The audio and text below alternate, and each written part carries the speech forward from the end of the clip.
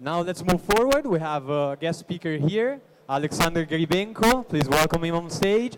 He's going to speak about something very important. So how to go from an idea to a minimum viable product, famous MVP. So Alexander. Who's clicking? The guy is gone apparently. Very nice to see all of you. Thank you for coming. And they bring me the clicker, so I'll start from the second slide. Here is it. Okay, where should I click? Which direction? Okay, right. I'm a product owner in Ukrainian software development company. We have 50 developers. So we work around more than 10 products simultaneously for law companies.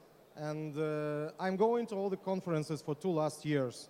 And there are 3 things that obsess me in all of the speeches and all the presentations people make. First one, there is very nice presentation that you can't understand after the presentation had been done. You see it and you understand basically nothing if you don't have the video nor the speaker. It's unclear. So you're just trying to remind what he spoke about and you find nothing. Second, most of the speeches are about marketing issues, either hacking the growth or the conversion or whatever, and nobody actually speak about how to create your ideas in a software product or service. And the third one is basically, okay, 2 of them. So I decided to fix all of them, and I made very wrong presentation. My presentation has a lot of text in it. It's like a guidebook. And I try to enumerate all the techniques we use to create products in all our days in agile, using agile programming and lean approaches, and to make it as a guidebook in 15 slides that all of you can get on a slide share. It's already published. And without me or without my guidance, read it up, use it as a guidebook, fill up the answers, and get from your idea to a real thing. So first one is you have to shape your idea. There are 2 techniques that I used. Most of the one used in startups is the elevator pitch, and it's called 10 slides VC presentation. It's only 10 questions you should answer in your presentation when you're going to investor, and it's been done by Dave McClure. Actually, every site on the left side has a name. You can Google it, and you'll find a lot of articles explaining how to do it. So I'm not explaining how to write it, but rather what should be inside. And you should enumerate the whole of your idea, the problem, solution, market size, business model, how you're going to earn money, proprietary edge, competition, and all of these 10 points, you see my marks that you can read without me, and pretty much understand what you should write in all of them. When you get the answers to all of these 10, you'll have some kind of shape of your idea or business with business value, with the problem you solve, and the thing you can already show to investors, which is nice for startups. On the business side, it's not that known. There is this thing called Marty Kagan Opportunity Assessment. It's more for companies, and we are a company, so we use this more often. We don't need to pitch to investors. Thanks God for that. Which is a little bit more professional, but still has very nice questions. And I want to enumerate them. The first one, exactly what the kind of problem you wish to solve. And the difference here is we are not talking about a new company, but rather on a product of an existing company that we try to get to the market. So we try to find out ourselves with marketing guys what kind of problem we try to solve for our customers. The second one is for whom do we solve this problem? Exactly who will be the customer? Market size. That's pretty much these 2 techniques, they pretty work one with another, and they talk about the same thing, but from 2 different perspectives. How big is the opportunity? How much money we'll get? How many we should invest in the product? Competitive landscape. What are the alternatives? Differentiation. Why are we best for the product? And market window. Exactly why now should we do it? Maybe we should do it next February when the new business year will start. Go-to-market strategy. This is, we talk with marketing guys, but it really impacts, believe me, how you should create the product itself. Metrics, for sure. And requirements. That is more important for us and the technical guys. And taking all 9, we try to decide and talk whether we're doing this right now or not. This is a decision to make in a company. So I'm writing on the left companies. In my presentation, on the left, there is another line, but it doesn't fit here. And the first one is for the startups. But pretty much, they both are for the same reason. You have to answer 10 questions, and that will shape your idea into some into something solid. Then when you have already your idea, there is a thing called lean canvas, which I believe any startup here have done as a homework, not once. And there's a very nice book on that from Osterwalder will explain you all the canvas. And usually in the presentation, here you got nice pictures in all those squares. In my case, I treat this as a guidebook, so you have questions you have to answer. In each of the questions, in each of the squares, you have to write your answers. And that will help you to analyze what kind of revenue you're going to get, what do you need, what kind of partnership you need to establish, whom you're going to sell. And it is more detailed overview of your business as an idea. Again, this presentation is on a slide share. You can Google it. I've uploaded it yesterday. So if you Google me, Alexander Gribenko, or crafting products, you'll find it for sure. And download it, use it as a guidebook. It has 15 slides. So next, after you've got your idea, we in the companies do thing which called risk matrix. We try to understand what are the risks. We try to invest our money. In a startup, nobody usually think about the risks. It's the investor who must decide it. If you are doing a product in a company, then risks are yours to take. And this is your budget you're gonna get or fail. So the risk matrix is on the left, which is the vanilla one, which is taught in MBA schools. And it basically enumerates on two axes. The one is how dire the consequences will be, how many money will you lose, you have to close your business if you fail. And on the y-axis is the probability of the risk.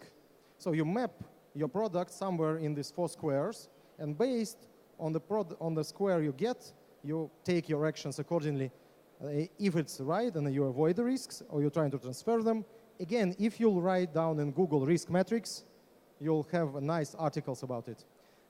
On the right side, there is a nice risk matrix, which I found in a Harvard Business Review article called RWW Screening Tool.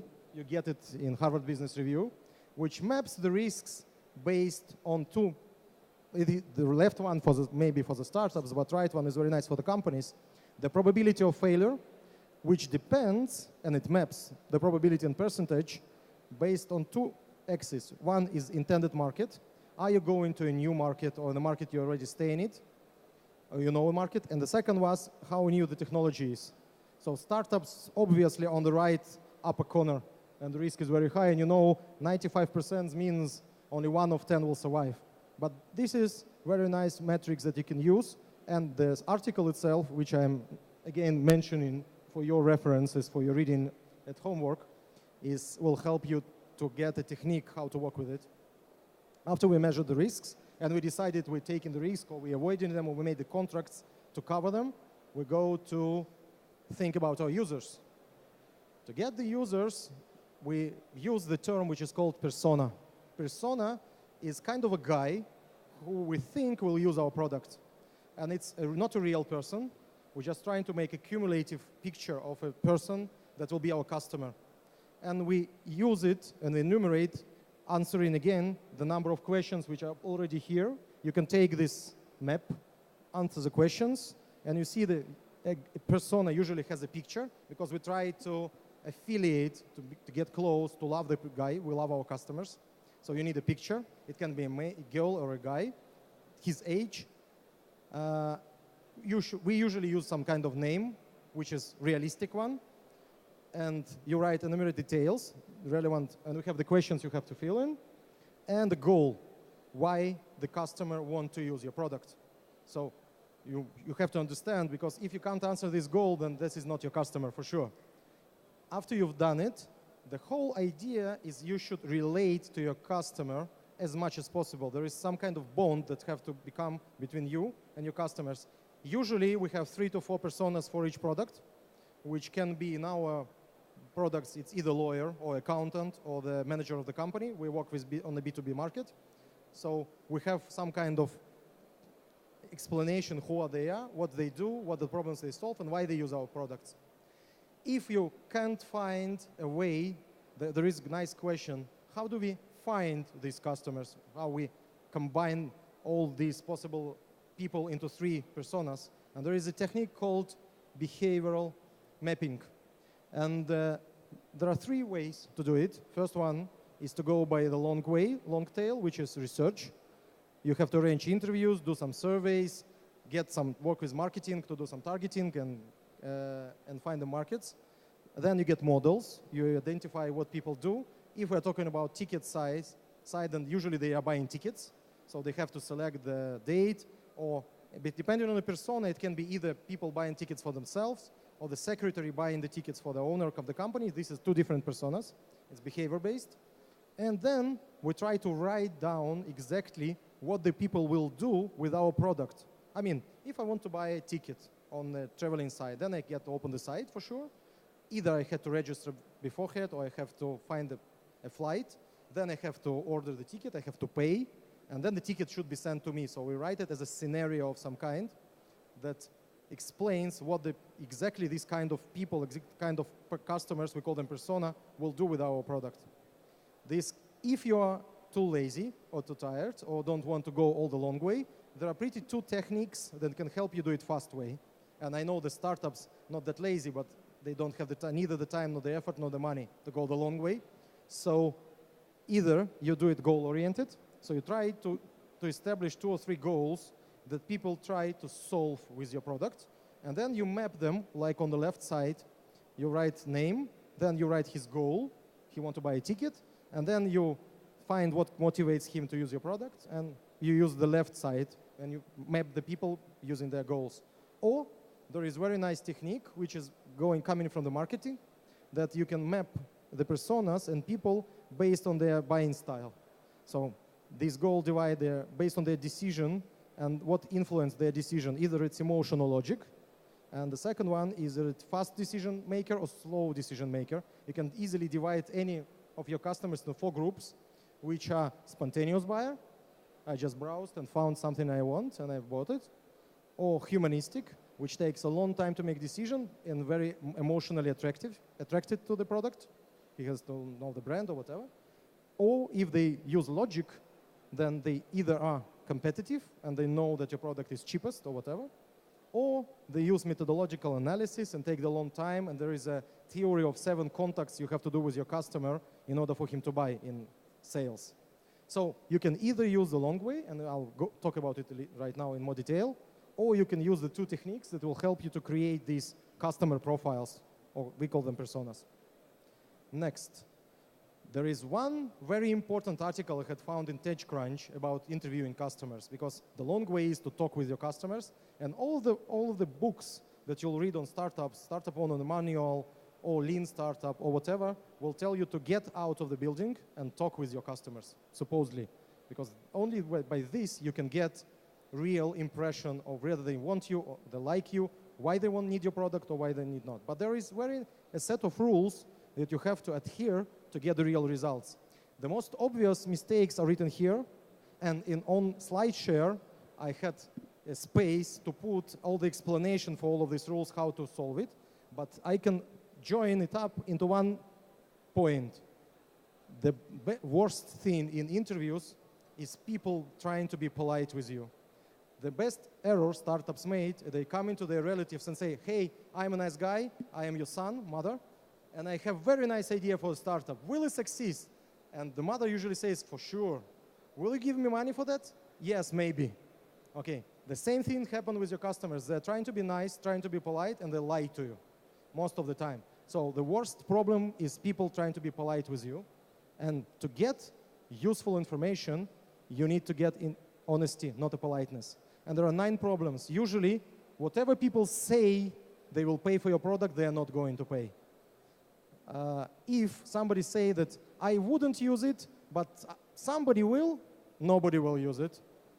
And anything that written here, do you want, are you concerned? They always say, yes, for sure, we are concerned. And I've seen a lot of startups that failed on it.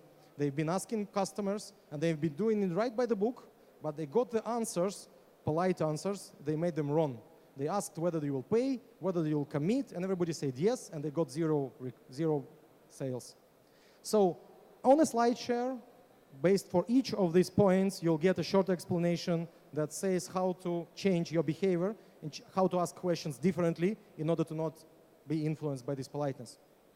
Next, when you've got something they want, you have to map it in your product. And there is a very nice technique which is called Kano model. And again, in my presentation, on the left there I see a name. It should be here somewhere. But there is a guy, a Japanese guy called Kano. It was his surname. So he made a very nice model that tried to explain you how to create a product. Usually, I hear two approaches. First one, usually people citate either Steve Jobs, that customers never know what they want, or Henry Ford, who say you can buy any type of car, any color of the car, and still if it's black. Okay, so what Kano said, and it's very important, and I'm going to talk about it a little more, is there are three kind of needs customer has. And these needs actually influence whether they're going to be satisfied with your product or not satisfied. And if you look here, on the downside, there is basic needs. These are the features of the product that if you won't have, people won't buy. But if you will have, they are not obliged. I mean, these are the things that you have to have sufficient in your product. Like, if it's a car, the car should drive, obviously. If it's not driving, then nobody will like your car. So these are the things that must be there. Then he said there are performance needs. It's a line in the middle that say as more you have, the better. I mean, if the car drives faster or eats less gasoline, then people will buy more eagerly or be more satisfied with the product. So, and the top line here, over time delightful, delighters are the features that customers never know about. But if you show them, they say, wow.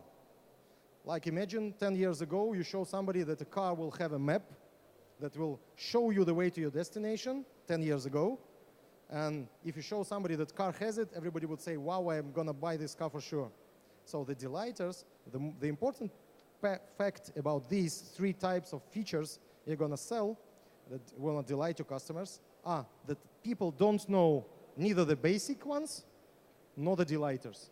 The only one feature that people are aware of, so they know it, are the performance needs. So they know I want more of this, better, less price, nice, less gasoline, great, can store more files or 20,000 megapixels or whatever. So they know about it and they demand more. That's what usually marketers do. The second thing, so know the basic needs. People usually don't think about basic. They treat it as default. I mean, it should have. But if you ask them what it should have, nobody will tell you. Okay? And the delighters are the same. You have to imagine something new that you can to introduce in your product to wow, the wow factor. The second thing this theory says is that delighters, with the time, and it's written right here, are going down. So delighters become performance needs, and performance needs become basic ones. Right now, GPS navigation is pretty much in performance needs. People know about it, and they say, okay, your car doesn't have a navigation, I'll pay less. Believe me, in 10 years, the navigation will be default features in all the cars, and nobody will buy a car without navigation. Same can happen with computer drive or whatever, automatic driving. Right now, it's a delighter. Just imagine your car can stay in the lane or use some kind of intelligent cruise control to drive. And in 10 years, everybody will say that the car should have it. Nobody will buy a car without it in 20 years. It takes different time. I mean, I'm just telling 10 years from the usual experience about cars. It differs from product to product. There are products that this movement is very fast. So when you think about your product, about features you're going to introduce for the personas you've already defined before, then you should use this model and to imagine and feel all of three. Then we talk about metrics. Metrics are on the left. And there is nice technology. You can read it later in the presentation. Okay. I don't have a clock here. That's why I can delay. Somebody can turn on the... 5 minutes. Okay, 5 minutes. And there is technical impact mapping, which will help you to understand how you can reach your goals. Okay, you want to earn money, obviously. In my case, I had an explanation here that usually people want to get more users or players, and you set up a goal which should be measurable for sure, and that's why you use metrics, and there is a way to define what this metrics should be. Then you try to map, and it's a mind mapping software usually used for that. Then you map who are the actors, who are the people who can help you achieve this goal. If it's amount of players, then obviously your customers should do some kind of activity to do it. And impact, how should your actors' behavior change? What the people should do differently so you will reach your goals with this product or setup. And exactly deliverables what? What can we do as an organization or delivery team to support our customers to do what we want. I mean, because when you've done your product, you have to think what I want to achieve and how I will get there. Usually for me, it's the toughest part in all of them. And metrics, finding nice KPIs for a product besides money or kind of share value is very difficult. So we have here the slide that talks about metrics and impact mapping. And again, in the slides on the left, you will have the name of the technique. You can Google it, and there is a lot of articles about it. And finally, we get to the technologies that we used most of the part to convert our ideas into products. So you've mapped your idea in the beginning, then you define who are going to be the users, you find what they want, you've already basically, based on behavior patterns, you found what they're going to do. Now, you want to understand what we should do first, which is MVP, minimum viable product, in order to allow our customers to do it as fast as possible with less effort and with spending less money.